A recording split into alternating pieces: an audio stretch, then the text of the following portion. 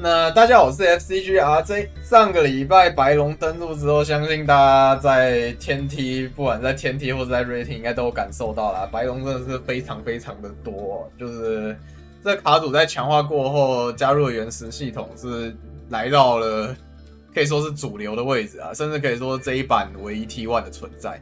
那这部牌组现在就是真的很强。那本集为大家带来的就是这个原始白龙的基础教学啦。那因为这牌组其实我自己也是在 MD 登录之后才玩过的，所以你要说理解很深，那个倒没有，就比较难一点。但就有一些初步的理解，就先跟大家分享一下。好，那我们先简单讲一下，就是原始白龙这一套卡组的部分啦，就先讲一下效果。那如果你已经很熟悉的，可以跳过。对。那首先是效果的部分啊，那先讲白龙轴。那白龙轴的话，我们投入的是3张显示、3张少女，然后2个祈祷、1个轰灵、1个光之灵堂，然后陷阱的微光跟真实之光，对，然后还有1张魔法的救急融合。好，那我们就简单想一下。那首先显示1效果是召唤抓1张它以外的光属性等级1协调。那这副牌组可以抓的是少女跟校分。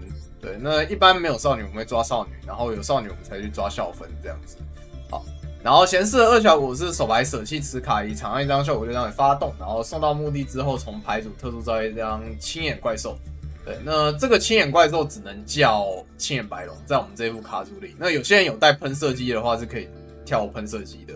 对，那这个2效果会跟等一下少女的效果去做联动，有时候会联动，就大家可以注意一下这样。那少女的1效果是手牌场上这张卡送目可以发动，从手牌牌组墓地去贴1张真实之光到魔线区域，所以真实之光就算掉到墓地，你也可以依赖少女的这个1效果去回收。对，那一般能从牌组贴，我们就会尽量从牌组贴啦，对吧？就真实之光是1张不太想抽到的卡片。然后2效果是它在墓地存在的话，你有白龙青眼白龙，就它一定要白龙本体才可以。特招它可以跳回来，那这个在展开上会用到，蛮重要的。然后3效果是它成为攻击或是效果对象时可以发动，从墓地跳1只青眼白龙或是光属性等级1协调，那一般就是跳别的少女或是跳显示这样子。那成为效果对象就可以发，所以比如说你可以用显示的这个2效果去点它，然后你连锁少女的1效果就可以从墓地去拉其他的光属性协调或是拉青眼白龙回来。那这就可以当同步的素材，对。好，那再来是祈祷。祈祷是丢1张手牌可以发动，从牌组抓1张青眼的魔线和1张等级1的光属性协调。那这个卡片它一定要有得抓，就是你不可以只抓怪，不抓魔线，你一定要魔线跟怪一起抓。OK， 所以那这个牌组能抓的魔线有这个轰灵。然后救急融合，然后微光跟真实之光，这个要注意，因为有些人没带救急融的话，有可能第2轮的祈祷是开不出来的，那你就不要再去盖祈祷了。对，好，那这个是要注意的，大家要熟记，好不好？就是它是一定要2个一起抓的。然后2效果是除外墓地这张卡片，然后以常1张青眼白龙为对象，它也只能点就是原主的那1张白龙，然后从额外贴1张。4维攻击上升400装备魔法卡装在上面，那一般我们就是除外这个点白龙，然后装这只青眼，就真青眼救急龙。对，因为这张卡在墓地会提供一个那个指定抗性，就只要青眼怪兽被指定的话，就可以扛掉这样子。对，所以一般是这样。然后搭配这个效果的话，就可以出这个暴君龙，就暴君龙可以把场上1张装备着融合怪兽的青眼白龙就从场上解放，然后从额外特殊召唤，所以这3个是一体的，就是祈祷点这个场面的白龙，然后装救急龙，然后救急龙再跳暴君龙这样子。对，那如果你是先攻的话，就不用跳暴君龙了，你直接把装着装备的青眼白龙拿去做同步召唤就可以了。好，然后再来是轰灵，那轰灵就是从牌组墓地除外去拉青眼怪兽，那一样就是。没青眼白龙的话，只能拉青眼白龙；有青眼白龙之后，可以拉那个喷射机。对啊，这个牌组就是只能拉青眼白龙。有带喷射机的，大家自己知道用法就可以了。啊，然后它有一个额外牌组的龙字数，这个大家要知道。但这个牌组其实大部分状况下都只有，就是都只会跳白龙，对，都只会跳龙族啦。这牌组大部分状况下都只会跳龙族，所以其实龙字数还好。然后墓地的二效果有时候会用到，比较少，但真的有时候会用到，大家可以知道一下，就是它可以当做一个就是融合。好，然后再来是光之灵堂。那这张卡片就场地，然后它在场的话就可以直接追加一次光属性等级协调的通招。那你可以追加通招校分，也可以再追加通招贤士或追加通招少女都可以。那最常能跳贤士，我们就再追加通招贤士，因为贤士一效果检索是没有一回一次的，所以你就算贤士出动，你还可以再下一次贤士。你如果有2只贤士的话，对。然后灵堂的效果就是典藏一张正面表示的怪兽，然后从牌组堆一张通怪。那这个一般就是堆7眼白龙。好，然后再来是救急融合，然后救急融合是只能在主街发，然后洗手牌场上墓地的融合怪兽的素材回到持有者牌组，然后你会根据场上的那个作为素材的7眼白龙，可以炸一张卡。那一般我们只会炸一张啊，因为就是洗一只白龙回去，场面的白龙加墓地一张龙族怪，然后去出暴君龙这样子。一般都是这样啊，你要吸2个白龙回去也可以，可是这个牌组其实你目的要有白龙是很重要，所以很少直接吸2只回去的，对，这是注意。然后你直接从墓地洗也可以，但你2个都从墓地洗的话，就是不能炸卡，就这样，就大家可以再选择啊。救急融合这个卡片呢，可放可不放啊，没有一定要放，就可以考虑不放都行。那我自己还在测试，那主要的工作还是其实就是回收资源这样子。然后再来是微光，那微光是一张非指定的炸卡，对，那只看1效果就好，2效果用不到，因为我们没有放仪式怪，对，好，那1效果就是你可以给对方确认场上手牌墓地最多3只的7眼白龙，然后你给对面看几张就炸几张，就你看1张白龙炸1张，看2张白龙炸2张，对，所以你只要有2个白龙在墓地，这张卡就是个非指定炸2，那它的效果是非指定的，对。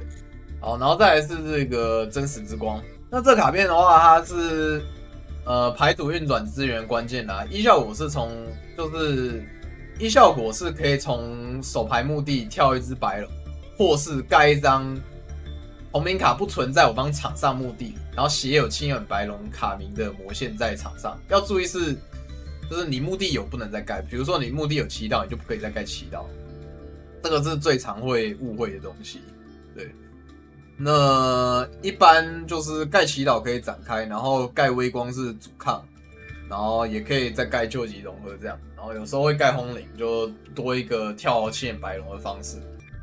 然后真实之光会给7眼白龙一个效果抗性，这个你在对面的时候很容易忘记，你自己也不要忘记，就是这个其实蛮重要的，但它敌方抗性只有原主的那只7眼白龙，对。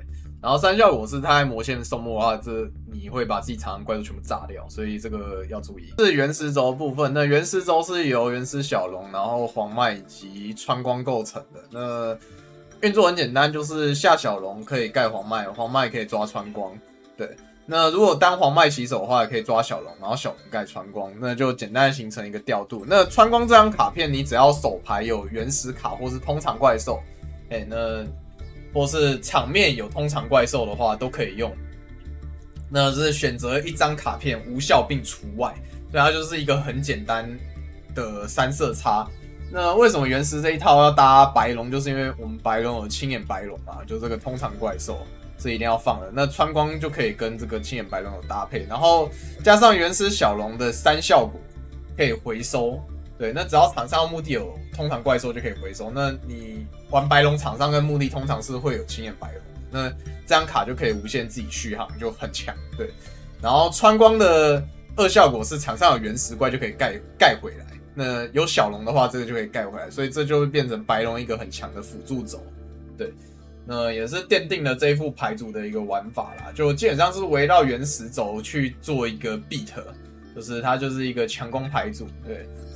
大家不要就是每把都想做大场啊，就这副牌组的核心逻辑是一套强攻牌组，对，怎样让你的就是资源去换赢对面才是关键，对，不用每把都想要做大场把对面压死，你有时候想要做大场反而会中一些手坑，然后就暴毙，所以大家自己可以注意一下这样子。那黄麦的话，除了前面抓原始卡片的效果以外，它其实还有上升攻击力的效果，跟3效果是跳一只，可以从手牌牌组面积跳一只通常怪兽，那你就可以跳白龙。但是你发完这个效果之后，你就不可以发场上特殊召唤怪兽效果，这也要很注意，就是刚开始玩可能会忘记。对，你不要先发完黄麦，然后还想要发其他效果展开，就发完黄麦你就是什么效果都喊不了这样子。然后再来是额外的部分啊，那先看暴君龙。那暴君龙刚出法已经有讲过，然后这张卡有3个效果，一效果是场上持卡不受陷阱卡的效果影响，所以如果他先登场，然后再开季波的话，他是不会被季波的，这个可以注意一下。然后这张卡片也不会因为真之光的那个离场效果自爆，对。然后这张卡可以攻击对方所有怪兽一次，然后3效果的回收效果可以将目的一张陷阱卡盖回来。那它没有限定盖本家，你盖任何陷阱都可以，你可以盖开过的圣王，或是盖本家的粉碎、盖炮影都可以。嘿，那它是回收那个微光最主要的手段啊，可以让你微光一直炸这样子。啊，救急龙就是给你指定抗性，就这样而已。对，你就看它2效果就好，因为这张卡不会出，你不会带3只青眼白龙，所以这张卡就不会出。好，然后再来是精灵龙。那精灵龙1效果，不是很重要，就他在场不能跳 B 头，然后0百只能跳1只这样子。对，然后2效果是有一次可以扛一张在墓地发动的卡片效果，就是那个骷髅大师的那个范围。对，就是在墓地亮的效果，你可以扛它。然后3效果就2效果其实是有用的主抗啊，但常常没用，所以有时候会忘记。大家知道这个2效果其实是可以用的，对，所以不要急着把它用3效果，就有时候要2效果扛完再去用3效果。然后3效果是解放同步召唤的这一张卡可以发动，要同步召唤的哦。这个要很注意，就是你用其他方式叫回来的是不能发的，你一定要同步召唤的，你才可以从额外牌组去拉。那它可以手背表示特殊召唤一张它以外的龙族光属性同步怪兽。那结束阶段那张怪会破坏，然后它是2数的。那这一副牌的话，我们有带2个，一个是精灵龙可以拉，另外一个是红龙。那红龙大家老朋友不用说啊，就它可以点它以外一张7张同步怪兽发动，然后把它送回额外，然后跳一张跟它等级一样的。所以我们为了配合红龙，我们再带一张这个星辰灵，就12星。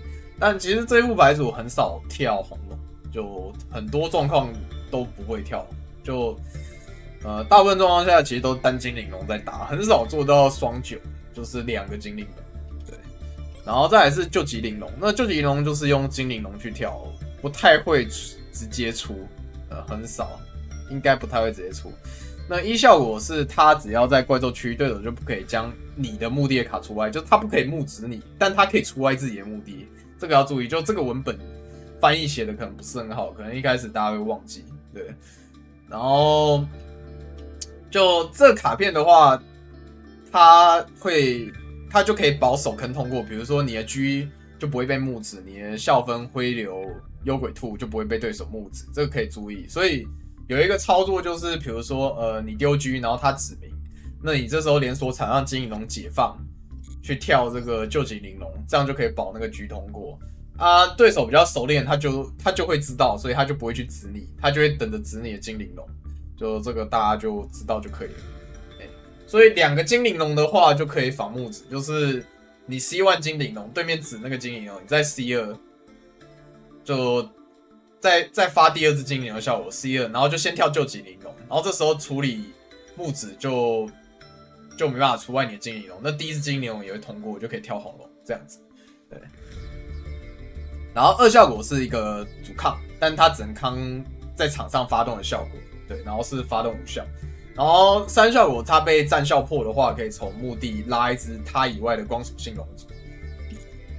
那最常用到就是，因为它都是用精灵龙拉出来嘛，那精灵龙拉出来结束会爆炸，那爆炸的话就可以诱发它的3效果，然后这时候再跳一只它以外的光属性龙族。那一般都是跳精灵龙回来，或是跳原主的青眼白龙，那有时候也可以拉暴君龙啦，比较少的时候，大部分拉不了，因为目的根本没有。对，大概就这样。要注意是前面有讲到，用救急龙拉回来精灵龙是不能再变身，这个卡片要同步召唤的才可以发。再来是青眼的精灵 Link 可以抓光之灵堂，它会加手或送木，所以如果你中锁鸟了，它效果还是会亮，但这时候不要发，因为你只会把光之灵堂丢到墓地去而已，好不好？就这卡片就是进场抓光之灵堂，然后二效果是它在怪兽区的话只能跳龙族，那这个要注意一下，就是它会卡到少女或少女的起跳，对，因为青眼是这一只是魔法使，这一只也是魔法使，就贤士跟少女是魔法使，他们不是都是龙，然后他也不能去出小叶，因为你只能跳龙族。然后三效果是解放可以从手牌墓地跳青眼怪兽，然后跳上来的效果怪不可以攻击，效果无效化，但是通怪可以，所以用精灵跳的青眼白龙是可以锤人的，这个没有问题。然后这个跳是非指定的，所以如果有2只的话，就是你连锁深渊兽是没有用的，就它怎样都可以跳一只白龙上来，这样。对，好。那主牌组讲解的部分大概就是这样。提风的话，带超融合的话，应该就塞不下了。如果不带泡影的话，建议把这2个额外换成提风跟另外一张随便都可以。光灵使、阿萨雷亚，甚至纳季方便出小叶都可以。然后第2张暴君龙是为了救急融合带的。如果你没有要带救急龙的话，就可以不用第2张暴君龙。大概就是这样子。好，那接下来我们带大家看一下实战的片段。那我这次选的都没有那种什么打完去做2个9，就是2台精灵龙在场上的那种，因为我觉得那个很简单，应该大家都会做。就对。好，我们正常展开的话，微光的优先级是大于双精灵龙的，因为双精灵龙风险太高了，就是你做双精灵龙很容易被砸一个陨石，什么都没有。当然微光是保底，所以微光都永远是要求要先做的这样子。对，那单精灵龙加微光是大于双精灵，我不要太执着去说我要做什么超级大展开，做什么3个9、2个9，甚至3个9，好不好？就那个红龙的登场率其实是很低的。我们就开黄麦，然后下小龙，然后小龙盖穿光。然后这边直接开7道，然后这里因为手上已经有微光的关系，我就减救急龙格。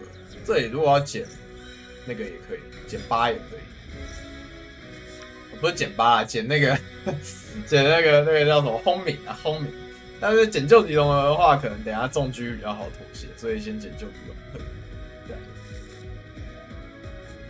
然后这里发少女效果去贴真实之光。然后这里把欠白龙堆到墓地，然后发精灵效果。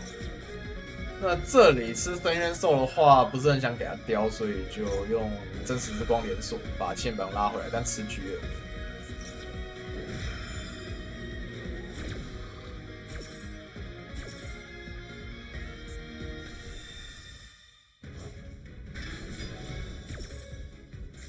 好。那这边的话，其实有2个选择，一个选择是出精灵龙，然后盖2再过，就是让对手再多抽1张。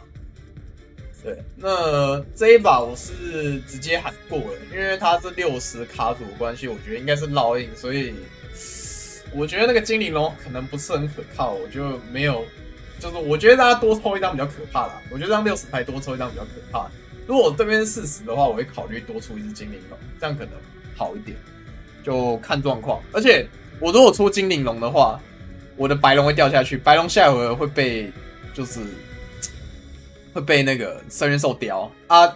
精灵龙虽然可以保，但是有可能会再中1张木子，就全炸。所以这样子的话，就是保底有穿光有微光，然后还有一个救急融合的炸，所以我觉得这样还行，所以就这样过了。就做大做小，这个大家要多去实战判断这样子。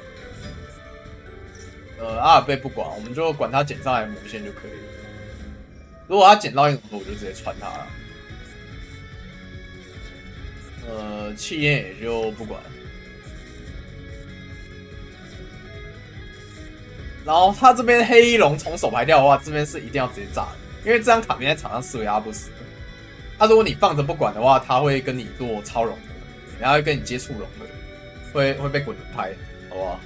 所以这个事业要炸掉，一定要直接炸，就不要去赌对面有。他做这么奇怪的动作，你就直接炸了，因为这个动作很亏，就正常来说是不会这样做的。好，然后这边对面出生染，这个我猜啦，他应该忘记那个真实之光是有抗性的，他想要用蓝龙送700之类的。那他做生染，我们就直接穿光穿他就好，不要让他代价去堆龙。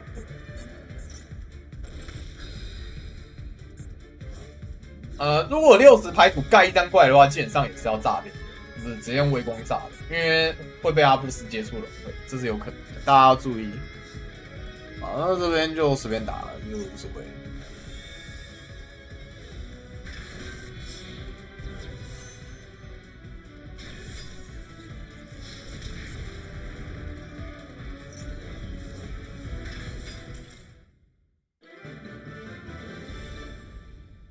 那第一把就到这边，那我们再来看一把先手的对局哦。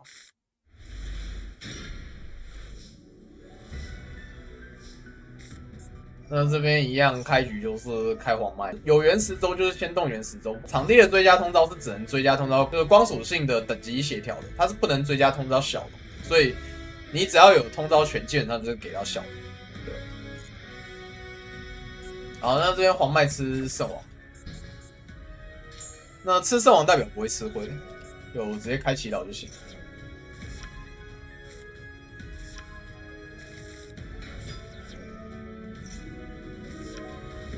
那我这以前是抓校分啦，其实抓校分抓少女都没差，因为这张卡应该都是追加通道下来。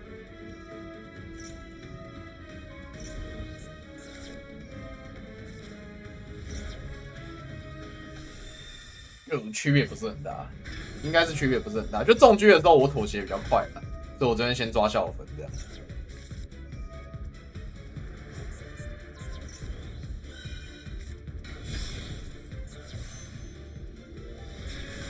好，那尽量都要先前置精灵龙，再去开真实之光的效果，避免真实之光吃兔子，然后把自己场面全炸了。就真实之光这个3效果，对不对？它是可以用精灵龙的效果去抗掉。就虽然它是必发，但是它可以用精灵龙的效果去抗掉。就是它可以用精灵龙2效果去抗，因为它只要墓地卡片发动效果，它就可以抗。所以就这是最基本的，也是最重要的，就是真实之光尽量在精灵龙登场之后再开效果，就防兔子这样。就虽然不是无伤，但至少没那么痛。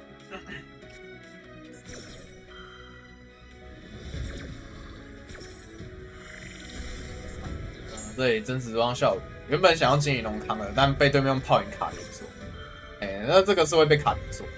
那身为白龙的对手，也可以知道一下，有精灵龙就连锁跳救急灵。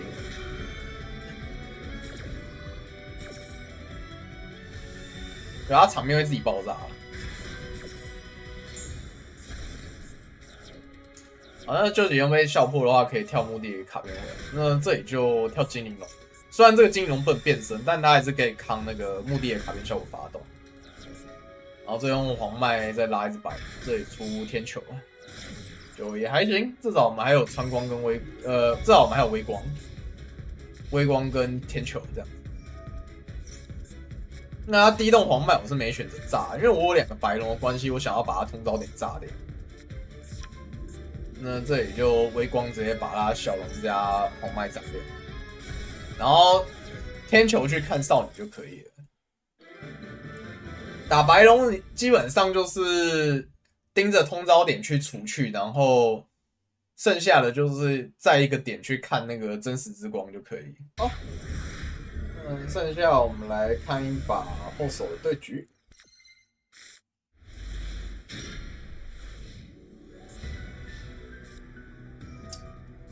这边猪类，然后下马雷灰。其实这一把没有什么好说的，只是就是稍微讲一下，有个点要注意而已。好，那这边对面盖2分过。那这里我先黄麦，然后下小龙。啊，小龙效果盖穿光。其实这边过了我都觉得差不多赢。对，有穿光，对面又不会动，我就觉得差不多赢。然后变精灵。精灵效果眼光之灵塔。啊，这里光之灵堂点这个精灵去盖丢青眼白龙到墓地，好，然后发现零效果跳青眼白龙会。好，这边有一个点要注意是，我墓地少女是不打算喊效果。好，就是对面猪类有2个盖牌，那假设他是猪类本家魔线的话，他怎样都开不出来，他只要没有摸到猪类怪，他就是开不出来，那就不用去管。那这边唯一的问题可能会是，他后来是超融合。对，那超融合就比较有机会翻车，所以我这边是没有选择跳少女，我是打算青眼白龙就打到底这样子。反正我有微光有穿光，然后等一下还可以减个校分，对，所以这边就直接打他，然后主2盖祈祷，然后祈祷把超融合丢掉，对，然后抓救急龙儿跟遮。这里发黄麦效果拉一只青眼白，这个基本上不会被超，除非对面有放那个远星龙。好，那这里主抗就有救急融合的1炸，然后微光的2炸，然后穿光的一个3色无效跟这个校分在手上。那他第1回合那么脆弱出动的状况下，应该是不可能过，对，就打比较这个保守一点嘛，就白龙有时候是要打比较保守的，或者打这种 beat 的样子的，就可以注意一下这样。好，那这边过不来就选择投降。OK， 好，那实战的部分大概就是这样啦。那这牌组其实本身还是比较简单的，就是你不要每天都想着去演大阵，然后想一下怎么打。就是最稳定就可以了，就怎样打够赢就好。那牌比较差的时候，也要考虑去做2个9，就精灵龙、精灵龙。对，那双精灵龙的话，就是跳1只精灵龙跳救急灵龙，然后另外1只精灵龙去跳红龙，然后红龙点救急灵龙变星辰灵，这个大家应该都知道。对，就这样子。为了避免有人不知道，我们讲一下，就这样。对，好，就2个精灵龙就可以变救急灵龙加。这个星辰灵，对，大概就这样啊。要变我觉得没什么必要啊，因为星辰灵强一点，然后你其实红龙根本很少出，所以也没什么必要带到要变这样啊。打白龙的话，我自己觉得通招无效是必给的，然后对面宁可万出精灵也是必给的，就是不挡精灵再去挡后面的贤士或祈祷的话，就对面场面都会有精灵龙，我自己觉得不是很好。当然，假设你只有1个无效。那你就要考虑你是要给 L1 还是要给原始小龙，因为你给原始小龙的话，就对面就虽然他拿不到穿光，但是他就会做青眼那边的展开。啊你如果不给原始小龙，就对面做你给 L1 的话，那对面保底是穿光加天球，这就要看你手牌去做选择。如果你手牌烂的话，就要给原始小龙，但你如果手牌好可以过穿光天球的话，那你就会选择去给青眼的 L1 去防止它扩大场面，大概逻辑大概就是这样了。OK， 好，那这副牌组代码在这边你们就可以抄去用，这样那请大家再根据自己的对局去做改动的，就很多牌都可以改，就要不要带第2个深渊兽啊，然后超融合要不要带啊，穿光要带几张啊，然后就几融合要不要带啊，要不要带泡影啊。我要不要怎么改？就大家都可以自己再去做选择，好不好？就这个构筑是自由的，你们只要知道，就你玩这个牌的逻辑对就行了。就构筑其实根据环境调整就好，也很多时候不是那么关键。对，白龙的教学大概就到这里啦。我觉得这牌就是多实战比较重要，就它实战是更重要的。那本期影片就到这边，喜欢我影片的话，别忘了订阅我的频道。有任何问题，欢迎在影片下方留言或到实况上来询问。觉得我做得不错的话，也可以加入会员支持，就是最大动力哦。我是 FC 教练，我们下期影片再见，拜拜。